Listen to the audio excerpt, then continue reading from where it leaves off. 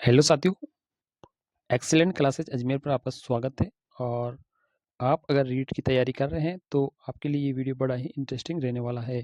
रीट 2025 से जो 27 फरवरी को आयोजित होने वाली है, उसमें जो सामाजिक विज्ञान के जितने भी विद्यार्थी हैं उनके लिए ये सारे प्रश्न इंपॉर्टेंट रहने वाले हैं। तो सामाजिक विज्ञान के यहाँ पे 60 प्रश्न आने वाले हैं और इन 60 प्रश्नों में से आपके कितने परसेंट राइट रहेंगे आप कमेंट में ज़रूर बताइए। और यहाँ पर आप इस वीडियो को ज़रूर देखें ताकि आपकी तैयारी का आपको पता लग सके।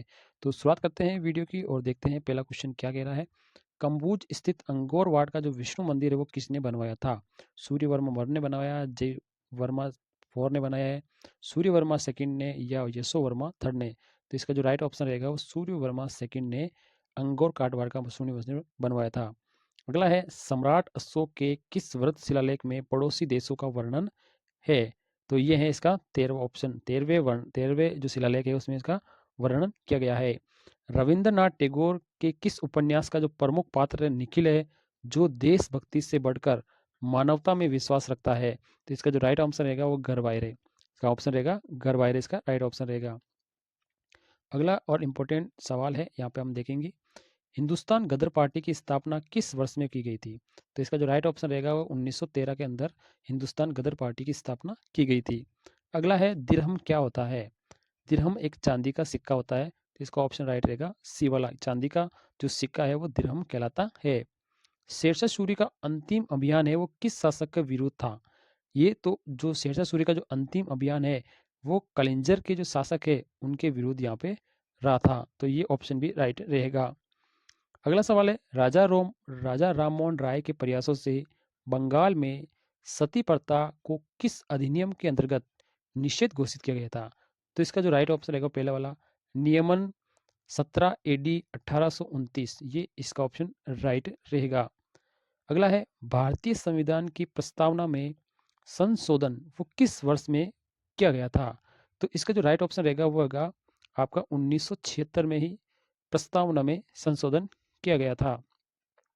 अगला सवाल है, वे संवैधानिक संशोधन जो शिक्षा के अधिकार से संबंधित है, शिक्षा के अधिकार से संबंधित है। तो इसका जो राइट ऑप्शन रहेगा वो अगर 86वां संशोधन है वो शिक्षा के अधिकार से संबंधित रहा था। अगला सवाल है, किस समिति की सिफारिशों को आधार मानकर भारतीय संविधान में मूल कर्तव्य जोड़े गए थे?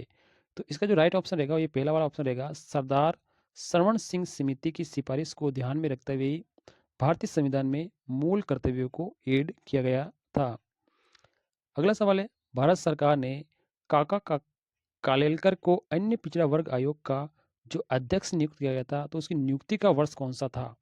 तो इसका जो राइट ऑप्शन रहेगा वो रहेगा 1953, यानी काका कालेलकर को अन्य पिछड़ा वर्ग आयोग का जो अध्यक्ष है वो 1953 में नियुक्त किया गया था। अगला सवाल है, भारत के संविधान में धर्मनिरपेक्षता का क्या अर्थ है? तो इसका जो ऑप्शन राइट रहेगा ये दे वाला ऑप्शन है। राज्य सभी धर्मों को मान्यता देता है परंतु उसका अपना कोई भी धर्म नहीं होता है। तो ये ही आपकी धर्मनिरपेक्षता कहलाती है। अगला सवाल है, राज्यसभा का सदस्य चुने जाने के लिए प्रत्याशी की जो आयु है वो कितनी होनी चाहिए? तो राज्यसभा का सदस्य बनाए जाने के लिए उनकी जो एज है वो 30 वर्ष की होनी चाहिए। कितनी होनी चाहिए? 30 वर्ष की एज होनी चाहिए। अगला सवाल है, भारतीय संविधान का 44वां जो संशोधन है निम्नलिखित में से किस एक प्रधानमंत्री के समय किया गया था? तो इसका जो राइट ऑप्शन रहेगा वो रहेगा मोरारजी देसाई। मोरारजी देसाई के समय ही 44वां संविधान संशोधन किया गया था। अगला सवाल है, सर्वोच्च न्यायालय का वे कौन सा न्यायाधीश था जिसके खिलाफ महाभियोग प्रक्रिया आरंभ की गई थी लेकिन महाभियोग पास नहीं हो सका था? तो ये क्या नाम है? ये है वी रामास्वामी। वी रामास्वामी है जो सर्वोच्च न्यायालय के न्यायाधीश थे जिनके खिलाफ महाभियोग चलाया गया था लेकिन वो पारित नहीं किया हुआ था। अगला सवाल है, भारतीय संविधान की 12वीं अनुसूची किससे संबंधित है? तो इसका जो राइट ऑप्शन रहेगा होगा नगर पालिकाओं से संबंधित रहती है 12वीं अनुसूची। वे कौन सा उपराष्ट्रपति था जिसका देहांत है वो अपने कार्यकाल के दौरान हुआ था? तो इसका जो राइट आंसर रहेगा वो रहेगा कृष्णकांत। कृष्णकांत जो उपराष्ट्रपति है उनका जो देहांत है वो अपने कार्यकाल के दौरान हुआ था। अगला सवाल है, पृथ्वी का कुल स्थलीय क्षेत्रफल कितने प्रतिशत है? तो स्थलीय है आपके 29% और 71% आपका जल रहेगा। वायुमंडल की सबसे निचली परत कौन सी है? ये हमेशा पूछा जाता है, तो इसका आंसर रहेगा क्षोभ मंडल। क्षोभ मंडल है वायुमंडल की सबसे निचली परत कही जाती है। अगला सवाल रहेगा, सभी बहिर्जनिक भू आकृतिक प्रक्रियाओं के लिए एक सामान्य शब्दावली प्रयुक्त की जाती है, तो वे कौन सी है? तो वह है पटल विरूपण। कौन सी है? पटल विरूपण। अगला सवाल है, यहाँ पे लेंगे हम जैविक जैव मंडल में जीव तथा पर्यावरण के मध्य रासायनिक तत्वों का जो चक्रीय प्रवाह है उसे किस नाम से जाना जाता है? तो इसका राइट ऑप्शन रहेगा जैव भू रासायनिक चक्र। जैव भू रासायनिक चक्र। अगला सवाल है, निम्नलिखित में से कौन सी एक कायांतरित सेल नहीं है? कायांतरित सेल नहीं है, तो इसका जो राइट ऑप्शन रहेगा होगा चूनापत्थर। चूनापत्थर एक कायांतरित सेल नहीं है। हड़प्पा संस्कृति, जिसे सिंधु घाटी सभ्यता भी कहा जाता है, उसके किस अभिलेख में मुख्यतः किस वस्तु पर बने हुए मिले थे? तो सिंधु घाटी सभ्यता के जो अभिलेख है वो कौन सी वस्तु मिले थे? इसका राइट ऑप्शन रहेगा मोहरों पर। मोहरों पर इनके अभिलेख लिखे हुए मिले थे।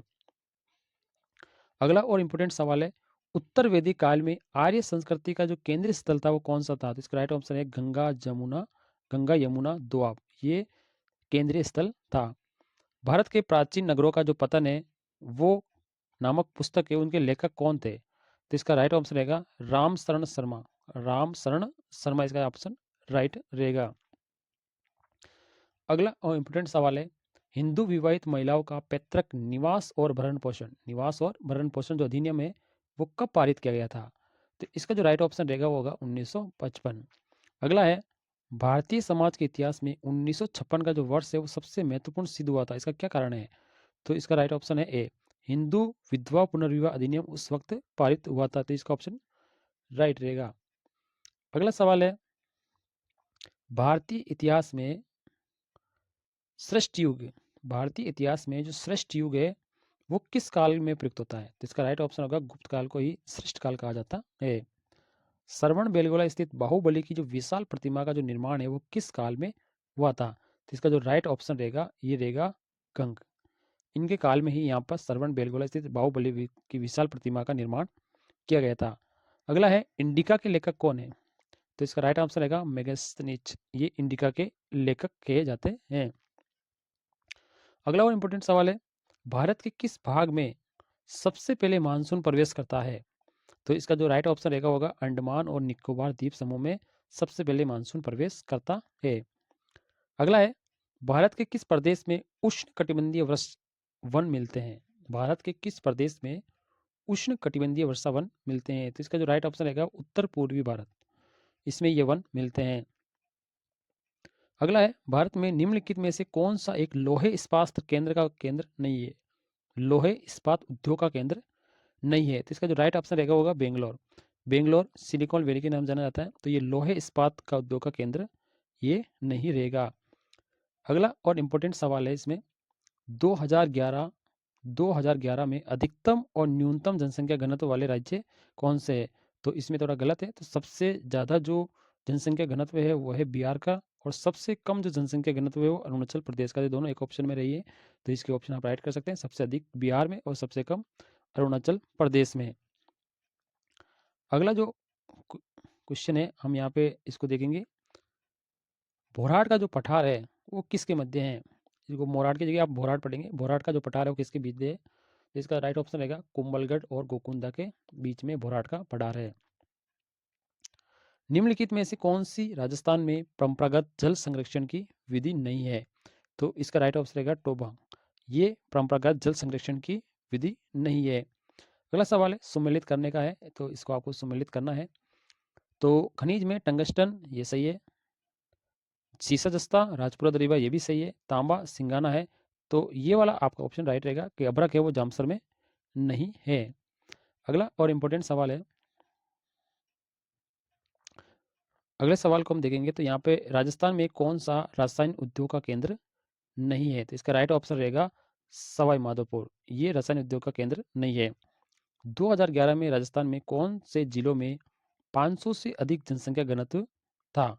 तो इसका जो राइट ऑप्शन रहेगा होगा जयपुर और भरतपुर। इसमें 500 से अधिक का जनसंख्या घनत्व देखा गया था। अगला सवाल है, किस प्रांत के प्रजामंडल ने 1936 में कृष्णा दिवस मनाया गया था? तो इसका जो राइट ऑप्शन रहेगा होगा करौली ने यहाँ पर कृष्णा दिवस मनाया था। राजस्थान के किस जिले में युद्ध संग्रहालय बनाया गया है? तो ये है जैसलमेर में युद्ध संग्रहालय खोला गया है। कवि बांधव की जो उपाधि है वो किस चौहान शासक को प्राप्त थी? तो इसका राइट ऑप्शन है विग्रहराज चतुर को कवि बांधव की उपाधि मिली हुई थी। अगला है कर्नल जेम्स टोड ने अपना यात्रा वृत्तांत ट्रेवल इन वेस्टर्न इंडिया किसे समर्पित किया गया था? तो इसका जो राइट आंसर रहेगा होगा यति ज्ञानचंद्र को दिया गया था। अगला और लास्ट सवाल है अबानेरी और राजौरगढ़ के कलात्मक वैभव किस काल के थे? तो इसका जो राइट आंसर रहेगा वो गुर्जर प्रतिहार के। तो यहाँ पर आपके सामाजिक विज्ञान के लगभग 45 सवाल पूछे गए थे और इन 45 सवालों में आपके कितने सवाल राइट हो रहे हैं ये आप कमेंट बॉक्स में जरूर बताइए कि आपके इसमें से कितने क्वेश्चन राइट हो रहे थे। वीडियो कैसा लगा उसको लाइक करें, चैनल सब्सक्राइब करें। थैंक यू, धन्यवाद।